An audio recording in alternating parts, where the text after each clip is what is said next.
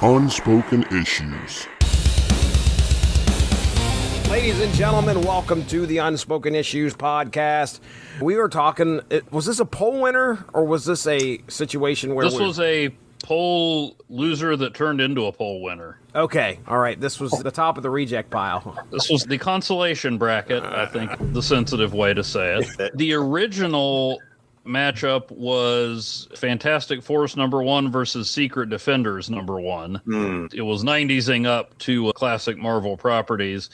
And then the rematch was this one versus the loser from the Grant Morrison, Mark Miller face-off of Aztec and Skrull Kill Crew. Gotcha. Okay, all right. Yeah. Really kind of surprised that Skrull Kill Crew has now lost twice, but maybe that's the one that's just so weird everybody's already heard of it. Yeah, Yeah, it could be. I am surprised about that. I think everybody's just really dying to hear about Devlor. Gosh. It would be inhuman to ignore him. Okay. Oh, my goodness. Yes, He fantastic. is going to claw his way into the discussion, one way or the other. Anyway, Vibraxas. Over there's Evan Bevins, and there's Chris Armstrong. Chris Armstrong, this is Fantastic Force #1. Why don't you let the people know, is this one you picked up off the shelves? What was going on back in the day?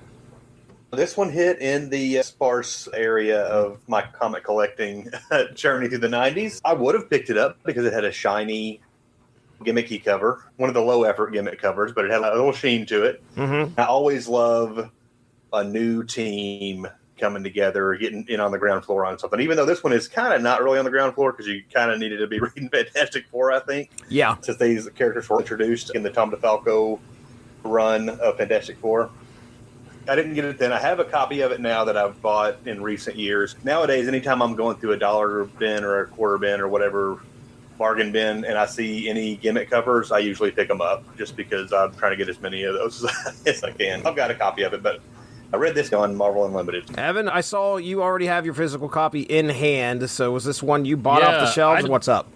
No, I got this one many years later. I remember hearing about this, and I'm like, wait, I think I've heard of some of those characters.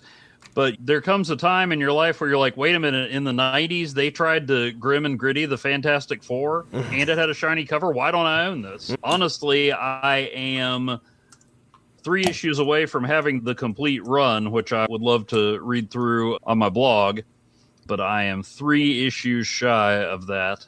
18 issues this thing ran for. What? Maybe I'm 4 issues short then. But it's interesting that Marvel Unlimited usually, the stuff that gets, the older stuff that shows up on Marvel Unlimited is usually stuff they're reprinting into new trade paperback. They're digitizing it, I guess, for that reason.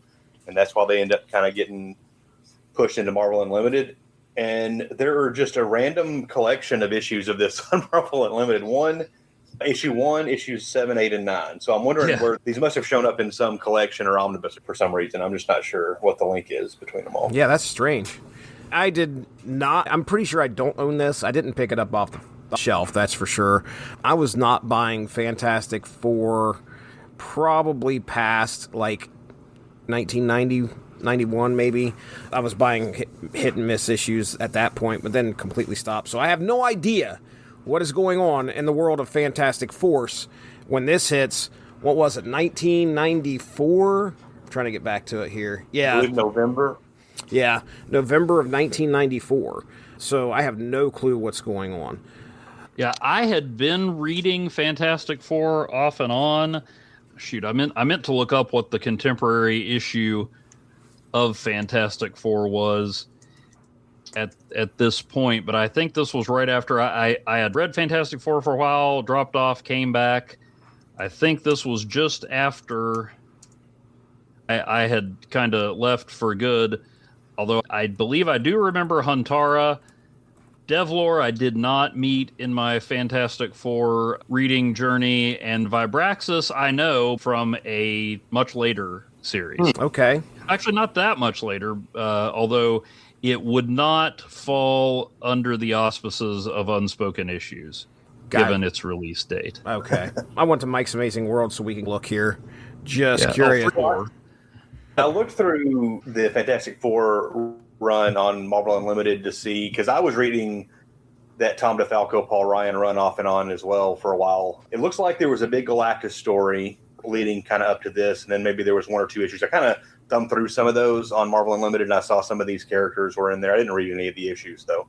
It looks like all of these characters were introduced in the lead up to the Fantastic Four quitting. I didn't see exactly what happened there. I think Reed Richards was believed dead at this point. Okay. Although this was in the same month, not the same date. I was looking at what other comics came out then. So it wasn't the same date, but they probably did get overshadowed a little bit by a comic called Generation X. Yeah. That same month. And Clandestine #2 was out. A lot of new arrivals at Marvel at this point in time. Oh, I see some Marvel Comics Presents with a Vengeance. Yeah. War Machine. Be part of the Siege of Darkness, probably. We got Night Watch down here, number 8. Night Watch. He made it to number 8. I don't know when if he went longer than Fantastic Force, I don't know. I can't believe that. Oh, a lot of Ultraverse in here too. Oh yeah, that's right. Ultraverse has gotten.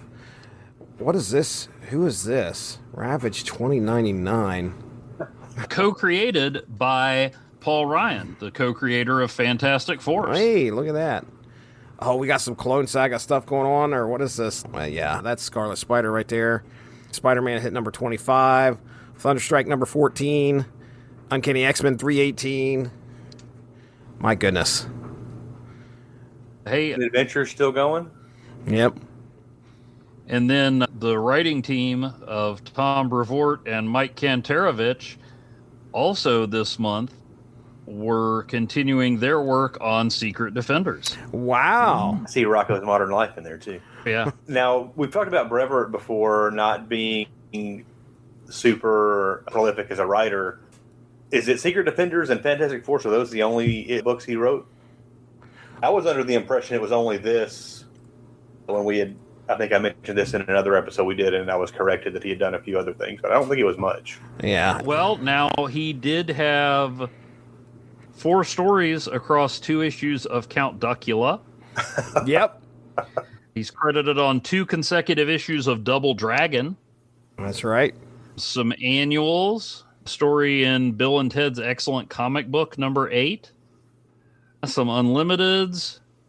So it looks like he just doesn't have a lot of long runs on anything. He doesn't. Yeah. Fantastic Force. He was there all the way, it looks like. All the way So up. this was his magnum opus, if you will. Yeah.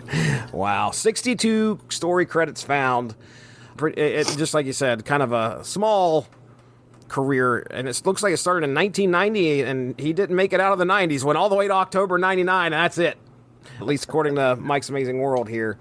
So, But let's also acknowledge his work on Spider-Man Funeral for an Octopus. 1, 2, and 3. The first story is entitled 8 Arms Beyond the Grave. Wait a second. Wow. I don't know anything about that series, although it features Spidey and the Scarlet Spider on the cover, but 8 Arms Beyond the Grave is like a classic title for an issue. I'm telling you right there. Number 2, Armed and Dangerous. Number 3, A Farewell to Arms. Maybe they didn't all work, but there's no harm in trying. He really should have been 8 Armed and Dangerous. And Would have worked. Would have worked. a gimmick. All right. Yeah, let me go ahead. I'll lay out our creative team here. This is written by Tom Brevoort and Mike Kantarovich. Then we have penciler Dante Oni, inked by Ralph Cabrera, lettered by John Workman Jr., and colored by John Kalisz. I had a little bit of a discussion when we go to Fantastic Force number 1, and you look at our artist here, Dante Bastianoni. He has a very slim career as well when it comes to what's marked on Mike's Amazing World. 18 credits. He has 1, 2, 3, 5, 6, 7, 8, 10, 11, 12, 14, 15, 16, 17, 18 of Fantastic Force. And all of this is within a span of 2 years. 94, he starts with Namor the Submariner, number 52, ends in 96, and then out of the blue, like just out of nowhere, he has Moon Knight Black, White, and Blood number 4, The Scent of Blood, in 2022. So, at first I was like, That's very odd. Did they bring him back, or is this a collected thing? But he is not touched. You can see he doesn't have history as Moon Knight. And it turns out I went and looked at the issue, and sure enough, he was the artist on a story in there. So, but yeah, just straight like Fantastic Force, and then nothing else. At least according to Mike's Amazing World. So again, doesn't mean, he is an Italian artist. So, and according to, he started as the penciler of Nathan Never. Okay. It looks like a lot of his stuff is more overseas. Gotcha. Let's get into the synopsis real quick. Synopsis. Here we go. Fantastic Force #1 serves as a bold, very 90s introduction to a new generation of heroes stepping into the shadow of legend.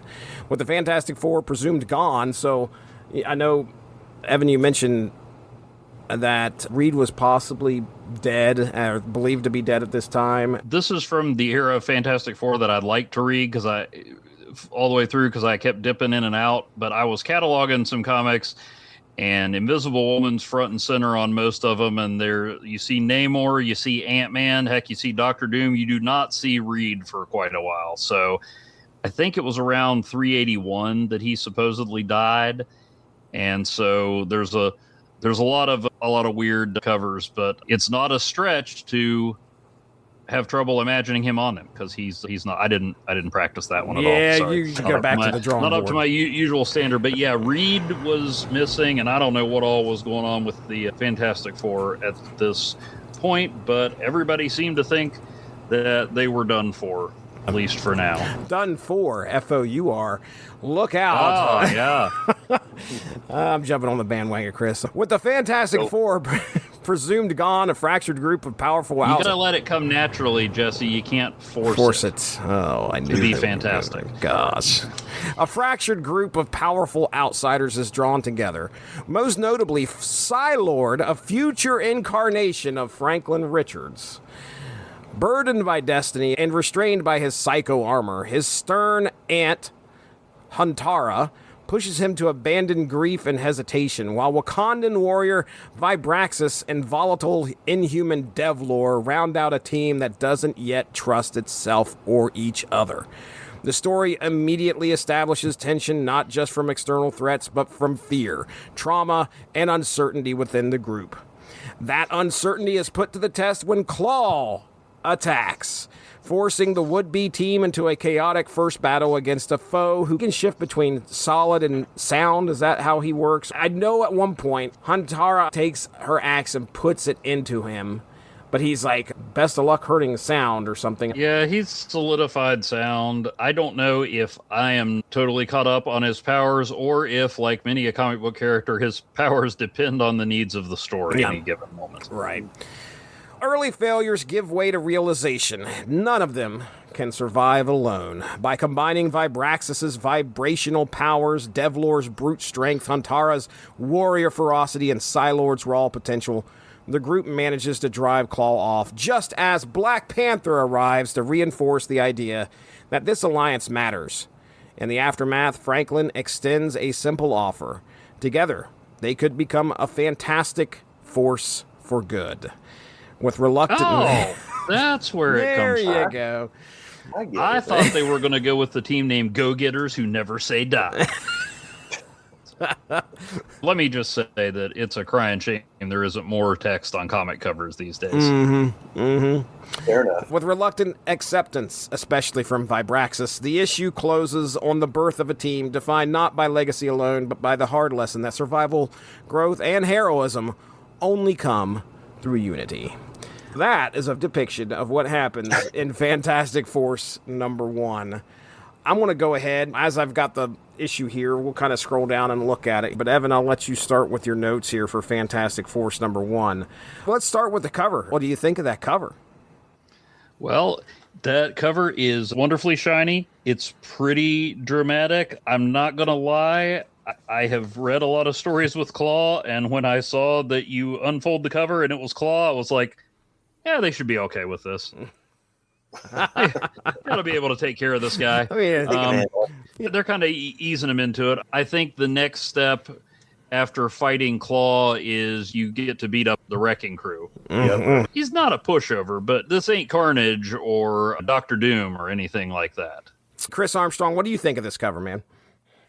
It's pretty solid. I would qualify, what's it, Bastiani? Nani? Whatever There's an N in there. Dante B. Yeah, there you go. I would qualify him as serviceable. Yep. That applies to the cover as well. All right. Shininess helps. It's a gatefold, so it's a 2-cover splash page. Like it. Yep. It's a little better than the standard team issue #1 covers where they're all in a team pose. At least they're all gearing up for a battle. They're not just standing for a team picture. Right. They're in mid-action here for sure. So, okay. Evan, go ahead. What other notes you got on the issue? Let's see. I was immediately struck by, I did not realize Franklin Richards has connections to the X-Men because he was a mutant until they decided he wasn't a couple years ago. Oh, they've changed that. Yeah. Okay. Yeah. I forget why. Basically just because they said he wasn't. I had a whole theory about Mr. Sinister and Gwenpool, but yeah, it was just because they were like, no, nobody needs to be a mutant now. I don't think the Fox deal had gone down yet. Gotcha. This was just a roundabout way of saying I didn't know why Franklin was cosplaying as 90s era Havoc. Right. Am I wrong about this? No, not at all. It looks like at any moment he's just going to complain about how Scott always acts like he's better than him.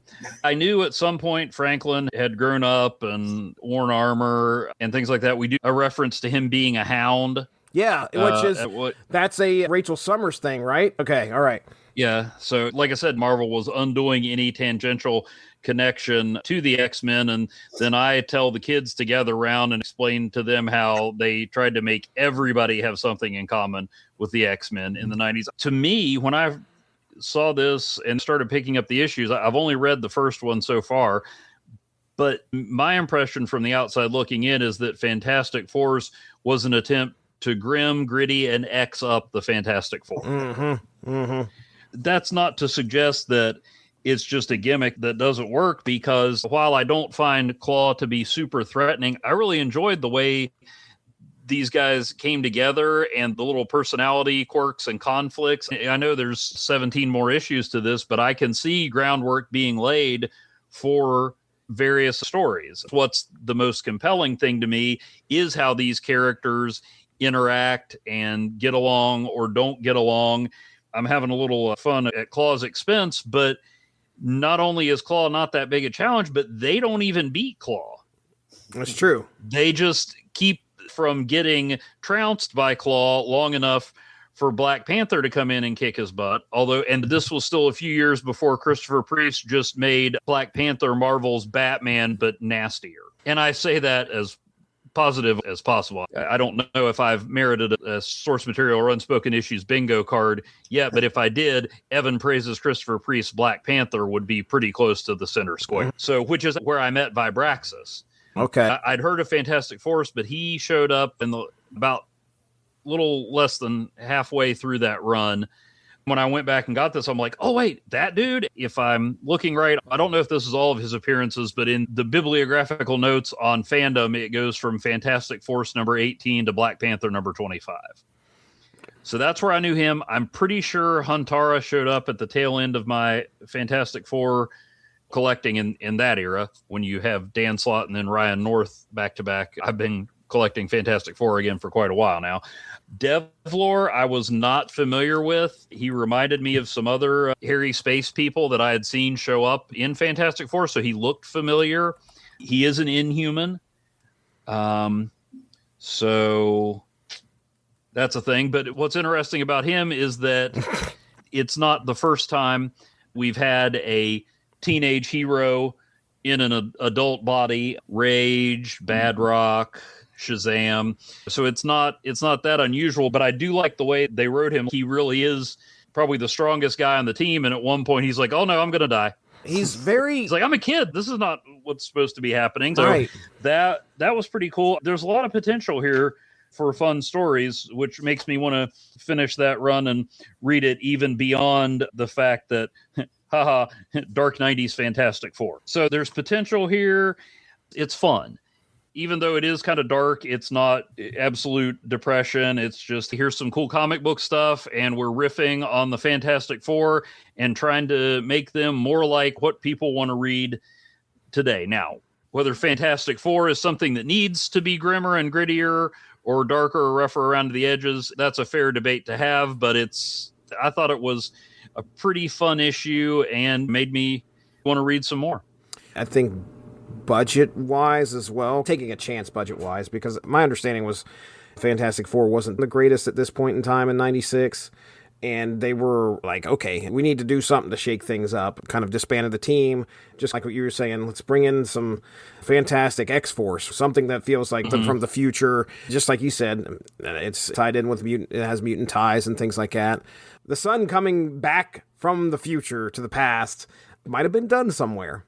Thinking of Cable, but let me just go ahead and say it. I don't think that had been confirmed at the 94. Everybody knew it, even if it hadn't been explicitly confirmed in Executioner's song. Right. That everybody had pretty much figured out that Cable was Cyclops' son. Right. I can tell you that I never cracked this issue open, had no idea what Fantastic Force was. I knew it was a thing that existed, but I had no idea who the members of the team were. So I was pleasantly surprised to find out that this was a version of Franklin Richards from the future, and I was like, oh, okay, this is pretty cool. I want to see what's going on here. You should check out some other time travel stories, Jesse. I think you might enjoy them. They're just so rare. Hard to find them. You gotta dig for them. You really do.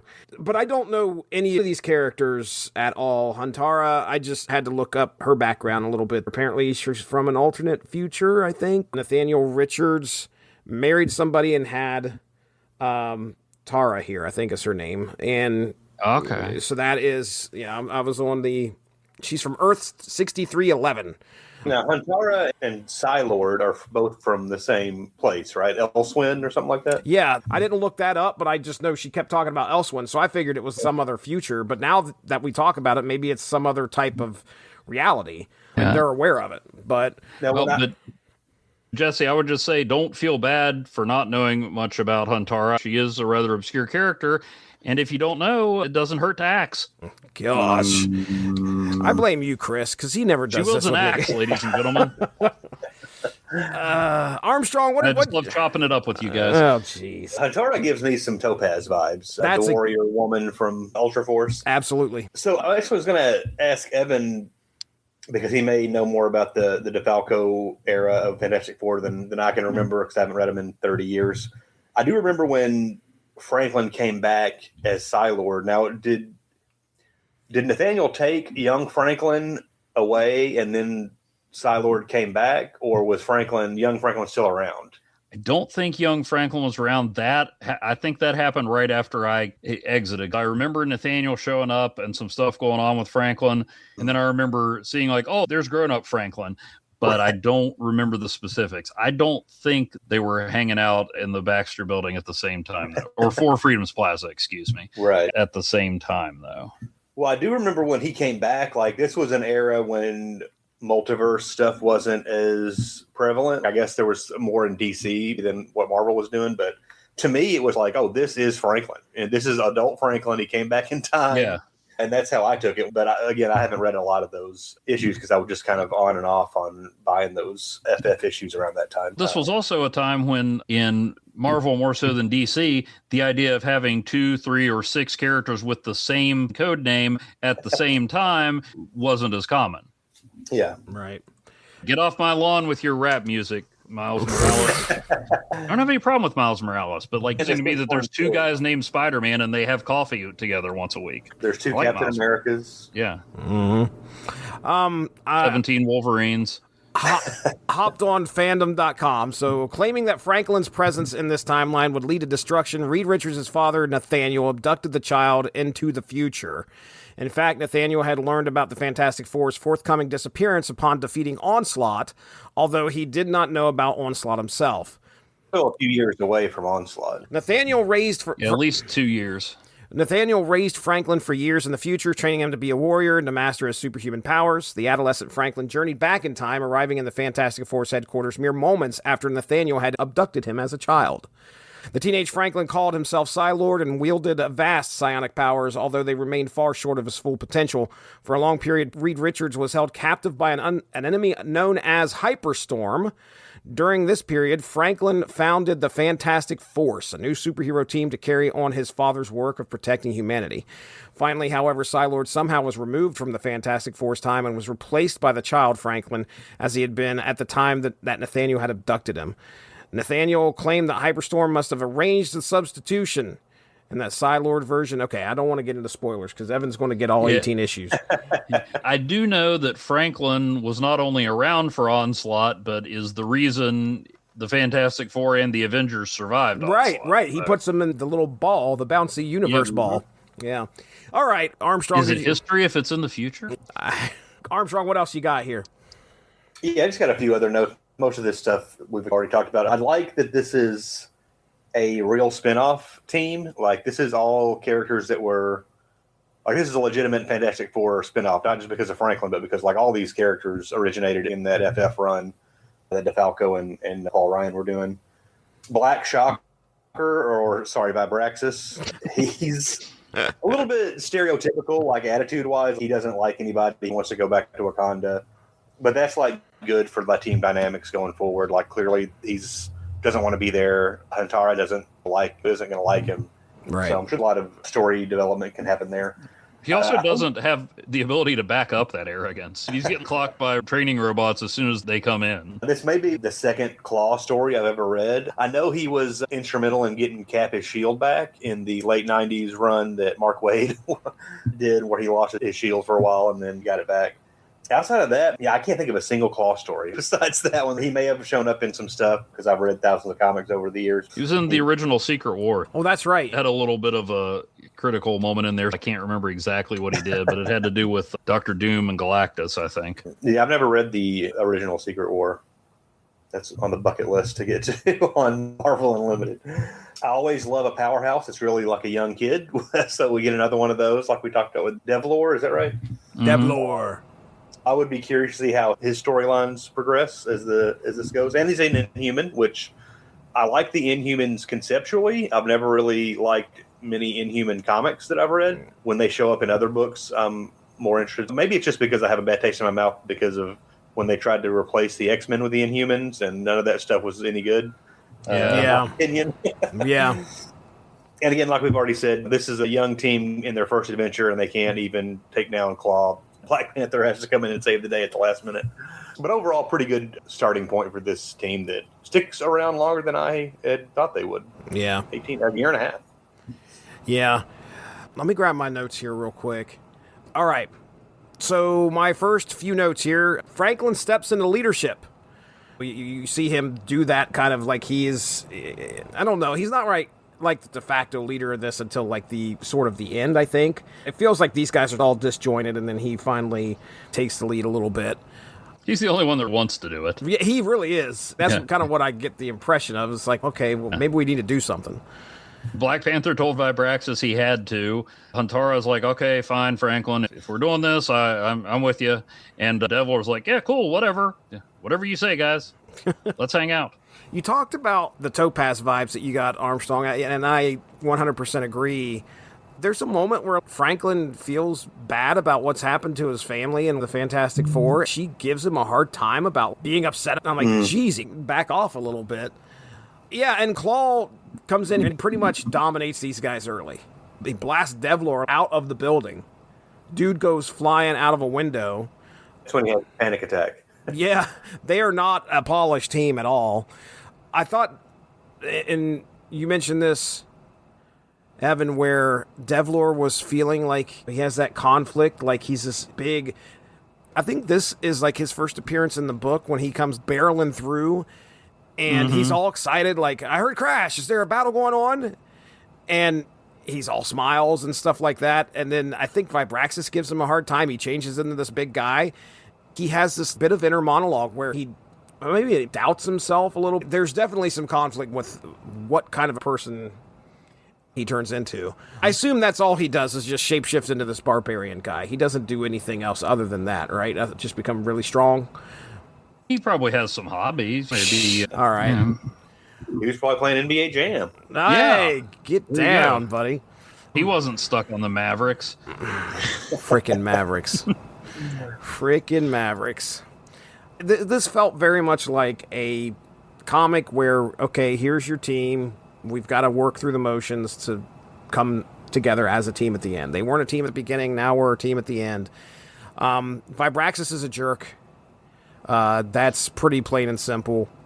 But yeah, I don't really have much else to say about this. As we're looking through here, I'm trying to think if there's anything that stands out.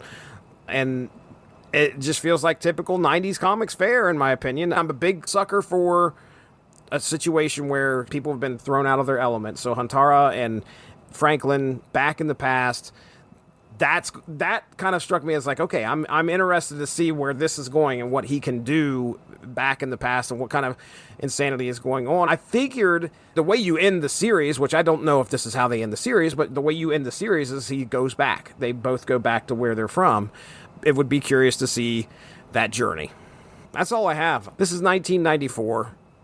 I don't think this comic gets it went 18 issues, so there's something to be said about that. Mm-hmm. I don't hear people going and saying, go back and get the full run of Fantastic Force.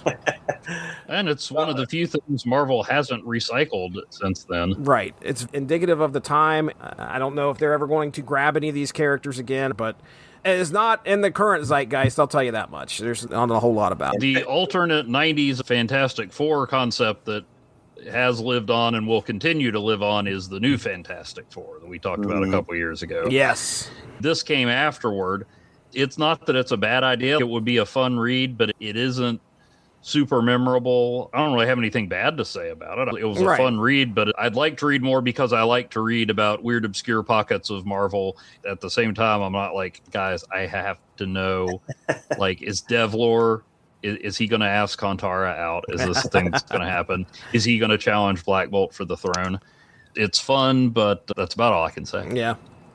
All right, well, let's go ahead and pick a panel. Let's do this. I will go last. And so we'll let Evan go first here, man. What do you got? Okay. In a commentary on the team's ability, I have to go with page 29, when Black Panther finishes Klaw off. Okay, all right. He says, it is fortunate that I passed en route to retrieve these vibranium hand units so that now I might offer you a taste of the Panther's hospitality. And Klaw was like, yeah, I can wipe the floor with these kids, but he was like, well, I don't want to mess with Black Panther when the Fantastic Four are around, so they're out of the picture, so now I'll go after Black Panther. And then, in spite of that confidence, when T'Challa enters the room, Klaw's like, okay, well, we're done here. This is not going to end well for me. And it does not end well for him. I got page 4, panel 4, which is Vibraxas, using the vibro powers to disassemble one of these sparring bots that he's in battle with. Yeah. I never heard of this guy. Didn't know what he was. And of course, this is typical #1 issue fare. We got a team book. We got to explain who everybody is, which is perfect. And this does exactly what you're talking about, where he is in the training room. He is taking out some robots. When you look at Franklin's face, he's got embedded circuitry along with his hound powers or whatever. So, interesting. I'm coming in here. Feels like a 90s comic. What else do we got? Okay, I've got to pick one now. I will go with the Klaw first showing up. And that is... Where is it? It's down here when we get the big reveal. Yeah, that one. Klaw's coming up the elevator. Not him reading the newspaper. Not him reading the newspaper, as action-packed as that was. And was that the time where you can't even see his face? It's like all black. He was wearing the old Ben Grimm special. Him just coming off the elevator and come forth, T'Challa, your death knell tolls. So very cool. Like that pose. Villain got the sound energy and everything like that.